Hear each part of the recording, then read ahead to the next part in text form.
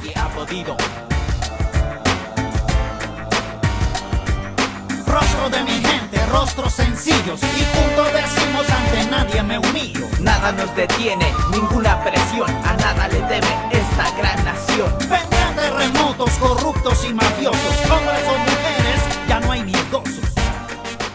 Buenas tardes a todos. Mi nombre es Valentina Zamarrón. Y mi nombre es Karina Dávila.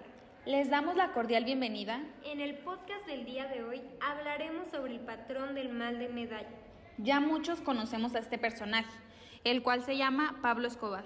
En este capítulo no buscamos glorificar las acciones de esta persona, son con fines históricos.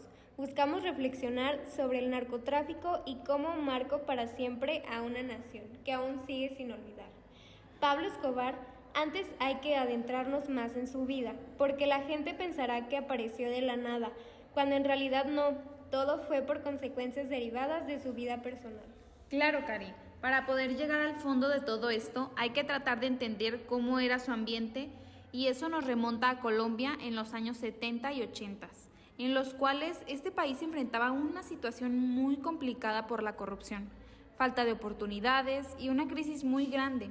Eso hacía que la política tuviera el control y poder sobre todo. Había grandes riquezas culturales y naturales, pero no estaban bien distribuidas. Pero en los barrios se escondía el verdadero temor, ya que como no tenían las mismas oportunidades, querían huir de eso, buscando mejores condiciones, pero no siempre fueron buenas maneras de salir adelante.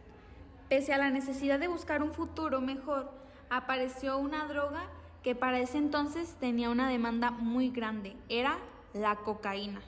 Fue una gran oportunidad de generar millones de dólares cultivando cocaína, que era muy fácil de procesarla. Entonces, así fue como se dieron los primeros cárteles de narcotráfico, donde se veían millones de dólares de una forma muy particular. Pablo Escobar no quería quedarse atrás de nada. Fue cuando propuso un lema y él pensaba que todo en la vida tiene un precio. Así pensó desde el inicio al final de su vida. Primero comenzó con pequeños comercios a lo largo y ancho de Medellín. Así que empezamos con que de ser un simple comerciante que vendía cigarrillos a los comercios pequeños, a llegar a ser el capo más buscado en el mundo, simplemente un hombre de negocios. Que apagar nadie ha podido.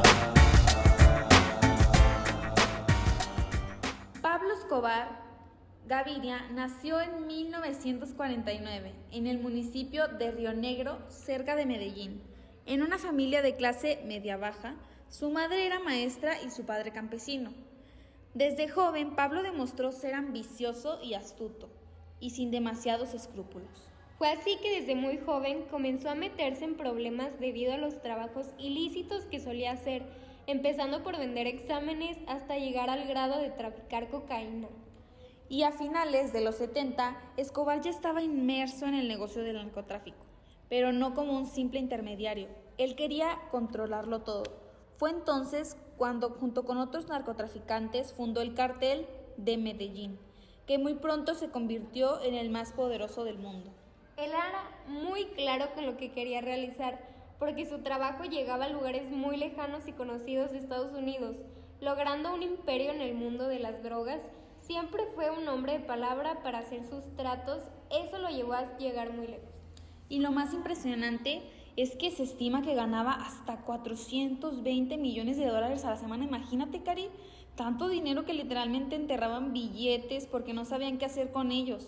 Se habla de miles de millones de dólares ocultos en fincas, caletas, muchos de ellos nunca se encontraron. Pero Escobar no se conformó con ser rico, él quería poder, y para eso usó una estrategia doble. Por un lado, violencia extrema contra quien se interpusiera en su camino, y por el otro, populismo, ayudando a los barrios más pobres de Medellín. Construyó canchas, viviendas, hospitales y repartía dinero en zonas marginales. Muchas personas lo veían como un Robin Hood criollo en Medellín, pero todavía hay quienes lo recuerdan como alguien que le ayudó al pueblo cuando el Estado les daba la espalda. Pero no podemos olvidar lo otro. Mientras ayudaba a algunos, mandaba matar a cientos. Su lema era simple: plata o plomo. O te dejabas comprar o te mataba. Así logró infiltrar el sistema judicial, la policía, la política y sembró el miedo por todo el país. Escobar fue una figura compleja para unos, un benefactor para otros, un monstruo, pero el precio de su poder estaba por cobrarse, porque a medida que su imperio crecía, también lo hacía la violencia que desató en Colombia. Y eso es lo que veremos en la próxima parte, la violencia desatada, una época oscura en la historia de Colombia, donde el terror se volvió cotidiano.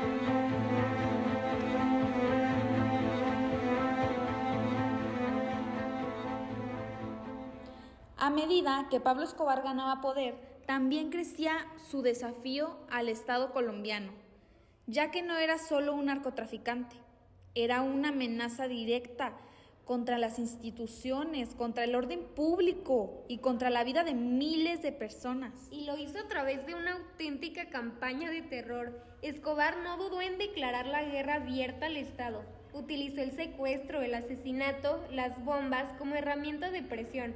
Ministros, jueces, policías, militares y también periodistas intelectuales y hasta candidatos presidenciales.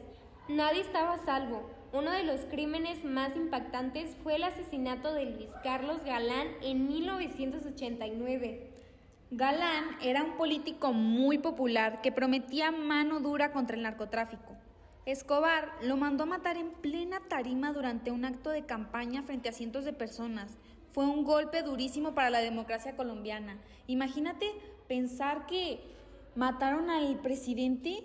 Sí, muy fuerte y no fue el único. Las acciones del cártel de Medellín incluyeron atentados que dejaron cientos de muertos, no manches.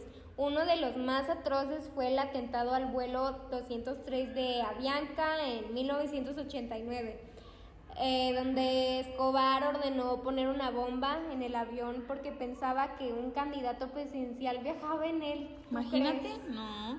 Murieron 107 personas inocentes, familias enteras, y solo para eliminar a un objetivo político. Fue un acto de terrorismo en toda regla. También hubo atentados contra edificios del Estado, como el DAS, la Agencia de Inteligencia Colombiana. La explosión dejó más de 70 muertos y centenares de heridos. Todo esto sembró un clima de miedo generalizado en la población. La vida cotidiana cambió por completo. La gente evitaba salir, las bombas podían estallar en cualquier parte y en cualquier momento. El sistema judicial estaba paralizado por el miedo. Muchos jueces renunciaban a su trabajo, otros eran asesinados. Era prácticamente imposible hacer justicia. O sea, era o trabajas conmigo o estás contra mí. Sí, no, qué horrible. Y mientras tanto, Escobar seguía siendo una figura ambigua. Algunos seguían viéndolo como el patrón, que ayudaba a los pobres, pero para la mayoría se convirtió en el rostro del terror. Lo que hizo Escobar fue quebrar por completo las reglas del juego. Ya no se trataba solo de tráfico de drogas, sino de un verdadero conflicto armado urbano con miles de víctimas civiles.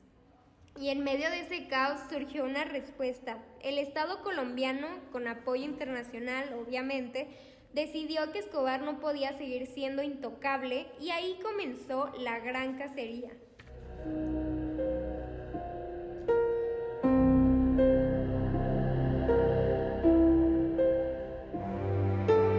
A comienzos de los años 90, la situación en Colombia era insostenible. Las bombas, los asesinatos selectivos, el medio constante. El país entero estaba secuestrado por la violencia. El Estado, presionado por la opinión pública, nacional e internacional, decidió actuar con más fuerza que nunca. Y sí, fue entonces cuando se creó una unidad especial dentro de la Policía Nacional, el temido Bloque de Búsqueda. Un grupo élite entrenado para una sola misión, capturar vivo o muerto a Pablo Escobar. Este bloque estaba compuesto por los mejores agentes del país, pero también contaba con el apoyo directo de Estados Unidos, especialmente de la DEA, la Agencia Antidrogas. Aportaron tecnología de rastreo, helicópteros, entrenamiento y coordinación en inteligencia. Imagínate, vale, estar muy buscado por todos. Qué miedo, la verdad. Sí, la verdad, o sea, y todavía así duraron mucho tiempo para encontrarlo. A eso hay que sumarle el apoyo de otras agencias como la CIA y el FBI, que veían a Escobar no solo como una amenaza para Colombia, sino para la seguridad regional. El narcotráfico ya no era un problema local, era un fenómeno global. Imagínate decir eso. Sí, no, pero mientras el Estado lo perseguía por un lado, por el otro se abría un nuevo frente aún más peligroso. ¡Qué miedo!, ¿no? El de sus enemigos dentro del propio mundo del narcotráfico. El cártel de Cali, rival histórico del cártel de Medellín, vio la oportunidad perfecta para eliminar a su mayor competencia. Y aquí aparece uno de los grupos más controversiales de la historia, los Pepes. Su nombre significa perseguidos por Pablo Escobar. Estaban formados por ex-socios, víctimas de su violencia y hombres financiados por el cártel de Cali. Su objetivo era cazarlos sin ninguna regla. De ser amigos a ser enemigos. Imagínate que tú dices que hay mis amigos. Sí, tus amigos. Ajá. Y ya después te dan por la espalda. Por la espalda, imagínate. No, sí, los Pepes destruyeron todo lo relacionado con Escobar. Atacaron sus fincas, quemaron sus vehículos, mataron a sus abogados, imagínate. Contadores, familiares lejanos. Era una guerra sin códigos. Y aunque eran un grupo ilegal, muchas veces operaban con información privilegiada, probablemente filtrada desde el propio Estado. Así que tenemos una cacería de 3 frentes. El Estado, con el bloque de búsqueda, los estadounidenses con su tecnología y su presión diplomática, y los narcotraficantes rivales, con sus métodos brutales. Escobar estaba más acorralado que nunca, pero aún así no le daba miedo. Sí, no, y también intentó resistir, obviamente. En 1991 negoció su entrega con el gobierno de César Gaviria. A cambio se construyó su propia cárcel, la Catedral, un lugar hecho a su medida, con lujos, cancha de fútbol, teléfono directo, y donde seguía manejando su negocio desde dentro. Pero la fachada duró muy poco. Se descubrió que la catedral torturaban y asesinaban enemigos. Imagínate, la situación se volvió insostenible y el gobierno decidió trasladarlo. Pero antes de que pudieran hacerlo, Escobar escapó y volvió a las calles, esta vez como el fugitivo más buscado del mundo. Sí, lo que vino después fue una persecución sin tregua, día y noche. Lo buscaban en cada rincón de Medellín y sus alrededores, pero Escobar era un maestro de camuflaje, usaba túneles, casas seguras y su gente lo protegía como si fuera un fantasma. Pero en algún momento de esos ya llegó a estar muy cansado de tanto escapar, hasta que finalmente en 1993 la historia dio un giro definitivo. Pero eso te lo contamos en la siguiente parte, la caída y muerte de Pablo Escobar.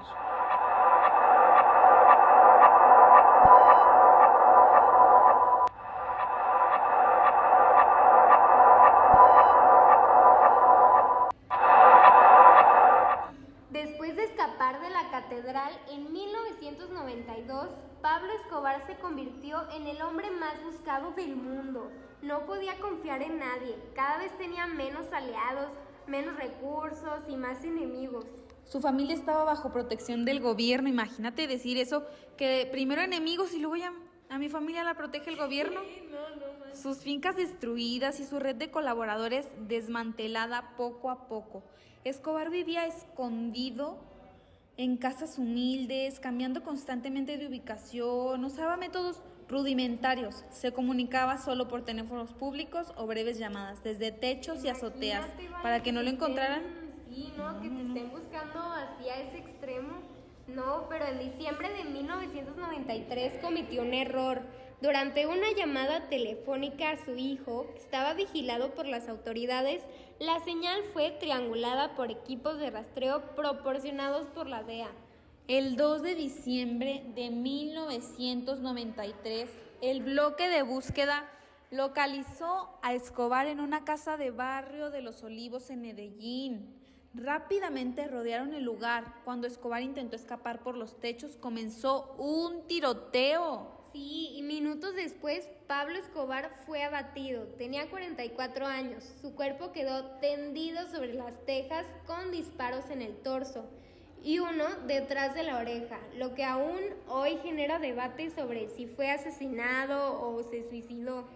Porque para empezar, él comentaba mucho de que prefiero estar muerto en su país que a que lo extraditaran a Estados Unidos. Él era bien orgulloso, bien orgulloso. Sí. Aquel día para muchos terminó una era. La noticia recorrió el mundo entero. Algunos celebraron, otros lloraron, pero lo cierto es que con la muerte de Escobar no acabó el narcotráfico, solo cayó su figura más visible. Y aunque su cuerpo quedó atrás, el impacto de lo que construyó y destruyó todavía se siente hoy. Cuando Pablo Escobar murió, muchos pensaron que con él terminaría el narcotráfico en Colombia, pero imagínate, vale, hay un chorro que no sabemos ni siquiera de los cárteles que existen hoy en día. Pero la realidad, pues sí, fue otra. Su caída no significó el fin del problema, sino solo el final de una etapa. Escobar no fue un simple hombre poderoso, fue algo más que eso, el dolor de miles de familias que por sus acciones perdían a sus seres queridos, el dolor de cabeza del gobierno que no podían evitar lo que él hacía cada que se proponía algo, la angustia de los medios de comunicación por decir la verdad a través de la voz y la pérdida de la fe en la humanidad. Y aún hoy esa ambigüedad está presente en series como Narcos, en camisetas, grafitis, tatuajes, imagínate, en la cultura popular que lo ha convertido en un personaje cool. Pero es importante decirlo con claridad, Escobar no fue un héroe, fue un criminal que destruyó miles de vidas. Por ejemplo, su serie hizo que mucha gente lo idolatrara, demasiado. La gente se enamoró de los personajes, pero no era lo que la televisora quería transmitir al público. ¿Tú la viste, Cari? No, la verdad no la vi. Siento que no es mi tipo de series que me gustan ver, solo con fines históricos e informativos, para saber más sobre los acontecimientos. Y su legado se siente no solo en Colombia, sino en todo el mundo. Su manera de hacer negocios ilícitos con violencia, corrupción y control social, que lamentablemente se convirtió en un modelo a seguir para otros cárteles en México, Centroamérica y más allá. El narcotráfico global evolucionó gracias a él. Además dejó de heridas sociales profundas. Colombia quedó marcada por décadas de violencia. Muchas familias nunca recibieron justicia, muchos niños crecieron en medio de balaceras, con miedo de salir a la calle, viendo cómo los narcos eran los que tenían el poder. Y hasta a cierto punto yo creo que sigue siendo más o menos igual, que el narcotráfico es tan poderoso en este momento que... ¿Te da miedo ir a la tienda? Sí, no. Ir a cualquier lado en la noche, en el día, en la mañana. Lo más triste es que Colombia vivió con un estigma durante muchos años, donde el país fue señalado como un lugar de drogas, violencia y sufrimiento. Imagínate que por una persona que hizo demasiado daño al pueblo colombiano, ahora se señalan a todos por igual. Sí, nadie sabe sobre esa seguridad, la verdad, pero sí debió de ser muy duro para la población tener que pasar por todos esos problemas, que a pesar de todo, Colombia ha sido un país que se ha convertido en un lugar en el cual la gente no tenga miedo, como antes de salir a las calles con temor a sufrir un atentado, ser robado, ser matado incluso. Enfrente de la gente, imagínate quedarte ahí en el piso, así tu muerte y tú no hiciste nada. Sí, Esto nos enseña el narcotráfico no es solo un problema de drogas, viene más allá de otros factores cruciales que suceden como para que las personas cometan esos errores y afecten a mucha más gente. Sí, por eso al hablar sobre Pablo Escobar dejamos en claro que es una historia que no se puede volver a repetir. Buscamos dejar una enseñanza histórica, pero con el hecho de no caer en el error. En el capítulo de hoy abordamos un tema muy sobresaliente, en el cual nos hace hincapié en cómo un hombre que vivía en la pobreza llegó a ser uno de los hombres más poderosos del país y del mundo en aquellas épocas. Nosotras queremos dar a conocer que él no fue un buen hombre, hizo un daño irreparable para Colombia y el mundo, dejando una ola de violencia, muertes, droga y un montón de problemas. Al recordar a este personaje no lo estamos glorificando, solo queremos hacer saber a la gente que nos sintoniza que fue algo perjudicial que no se debe repetir en ningún lugar del mundo. Es de suma importancia entender que para hacer un mundo mejor debemos de construir mejores bases en todos los aspectos, para poder lograr un mundo en el cual no haya ningún obstáculo para querer comenzar una vida ruina, que solo dejará malos resultados. Y empezando por eliminar la corrupción, la crisis social, económica y los grupos delictivos que se han convertido en un problema social. Muchas gracias por ver nuestro contenido. Estamos muy felices de que cada vez se vayan sumando más historiadores mundiales, agradecidas de poder compartir nuestra opinión e historia de los hechos sobre acontecimientos históricos que han marcado la vida de miles de personas a lo largo del mundo. Hasta la próxima, esto es Historiando por el Mundo Ando. Que apagar nadie ha podido.